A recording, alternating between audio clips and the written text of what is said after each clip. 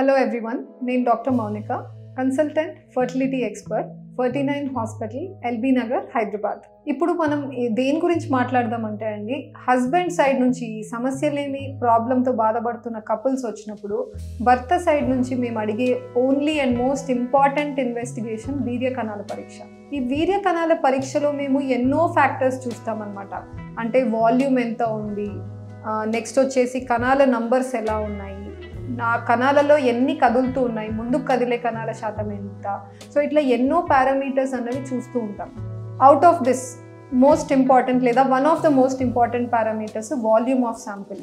అంటే sample amount ఎంత మాత్రం ప్రొడ్యూస్ అవుతుంది. ఈ వాల్యూమ్ తక్కువ ఉంటే ఏం ప్రాబ్లమ్స్ ఉండొచ్చు, ఎక్కువ ఉంటే ఏం ప్రాబ్లమ్స్ ఉండొచ్చు, వాల్యూమ్కి ప్రెగ్నెన్సీ వచ్చే అవకాశానికి ఏమన్నా సంబంధం ఉంటుందా, దాని గురించి ఈరోజు మాట్లాడతాం. ఫస్ట్, ఈ volume of the sample normal range ఎంత ఉండాలంటే కనీసం 1.5 ml కంటే ఎక్కువ ఉండాలి. ఇది యూనివర్సల్గా WHO వరల్డ్ హెల్త్ ఆర్గనైజేషన్ అని ఒక బాడీ ఉంది. అది అందరి మంది డిఫరెంట్ కంట్రీస్ నుంచి శాంపిల్స్ అనలైజ్ చేసి ఈ పర్టిక్యులర్ నెంబర్ని వాళ్ళు తీసుకొచ్చారు. సో కనీసం 1.5 ml అండ్ అబవ్ ఉంటే వాల్యూమ్ ఆఫ్ శాంపిల్ నార్మల్ ఉంది అని అర్థం.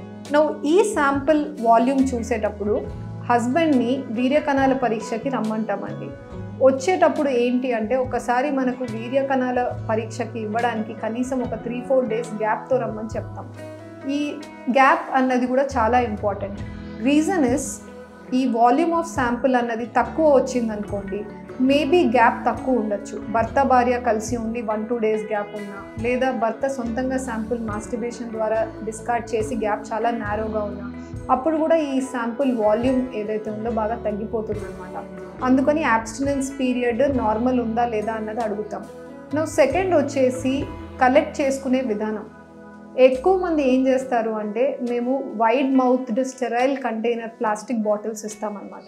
డైరెక్ట్గా హస్బెండ్ పెనిస్ ద్వారా ఇజాక్యులేట్ చేసిన శాంపుల్ ఆ కంటైనర్లో కలెక్ట్ చేసుకోవాల్సి ఉంటుంది.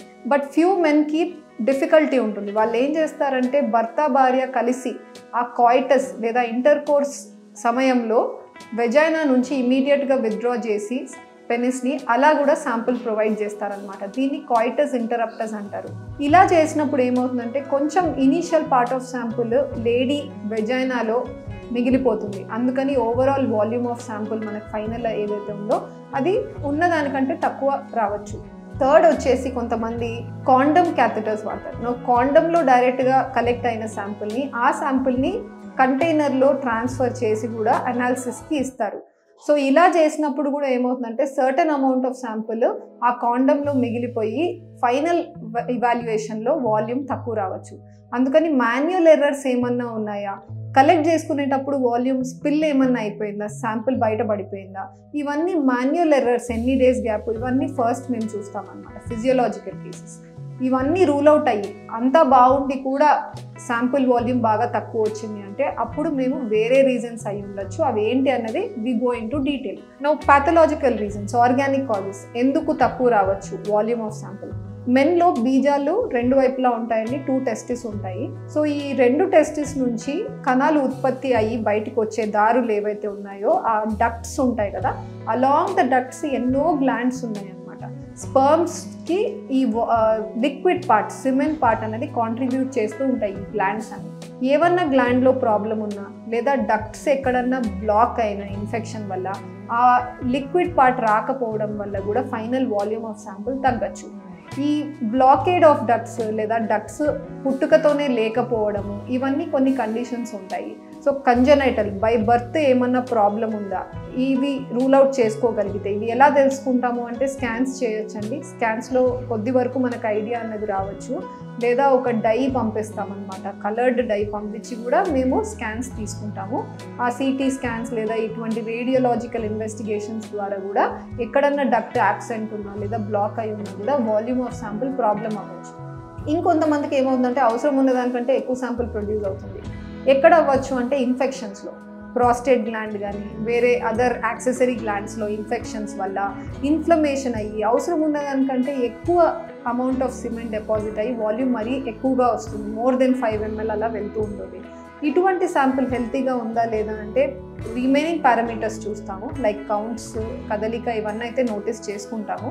Along with this pus cells అనేవి కూడా ఇన్వెస్టిగేట్ చేస్తాం. పస్ సెల్స్ అంటే ఈ ఇన్ఫెక్షన్, ఈ పస్ సెల్స్ ఇన్ఫెక్షన్ ఎంత మాత్రం ఉంది, అటువంటి ఇన్ఫెక్షన్ సిగ్నిఫికెంట్గా ఉందా లేదా, ఉంది అంటే దానికి యాంటీబయాటిక్ కోర్స్ ఇచ్చి కొన్ని డేస్ గ్యాప్ ఇచ్చి ఫ్యూ వీక్స్ మళ్ళీ హస్బెండ్ని వెనక్కి రమ్మని చెప్పి మళ్ళీ రిపీట్ చేసి సెమెన్ అనాలిసిస్, అప్పుడు కానీ we don't come to one conclusion semen sample గురించి.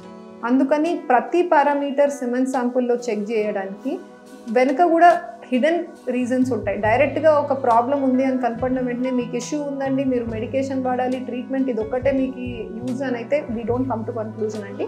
We ask multiple questions. Collect చేసిన విధానం ఏంటి, ఎన్ని రోజుల గ్యాప్లో ఇచ్చారు, దానికి ముందు ఏమన్నా ఆల్కహాల్ కన్స్యూమ్ చేశారా, సిగరెట్ స్మోకింగ్ అలవాటు ఉందా, వేరే ఏమన్నా మాత్రల మీద ఉన్నారా, కొంతమంది సైకాట్రిక్ ఇష్యూస్కి వేరే డ్రగ్స్ తీసుకుంటూ ఉంటారు, వాటి వల్ల కూడా సెమెన్ శాంపుల్ హ్యాంపర్ అవుతాయి, కౌంట్స్, మోటిలిటీ.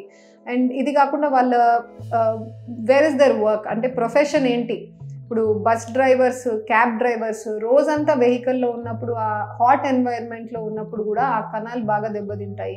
అదర్వైజ్ టెక్నీషియన్స్ ఎవరైతే ఎక్స్రేస్ ఉన్న చోట, రేడియేషన్ ఉన్న చోట ఎక్కువగా వర్క్ చేస్తున్నారు, పెయింట్స్లో వర్క్ చేస్తున్నారు, ఇలాంటి హార్మ్ఫుల్ కెమికల్స్ వల్ల, ప్రొఫెషన్ వల్ల కూడా వాళ్ళ కౌంట్స్ తగ్గిపోతూ ఉండొచ్చు. అందుకని ఇవన్నీ కూడా డీటెయిల్స్ గ్యాదర్ చేసి అకార్డింగ్గా ట్రీట్మెంట్ ఇచ్చిన తర్వాతనే సెమెన్ శాంపుల్ ఇన్వెస్టిగేషన్స్ అయ్యాకనే final plan of treatment for the couple అనేది ఫార్ములేట్ అవుతుంది. సో నేను ఈరోజు మాట్లాడింది only one aspect of semen analysis అండి. అదేంటి అంటే వాల్యూమ్ ఆఫ్ ద శాంపులింగ్.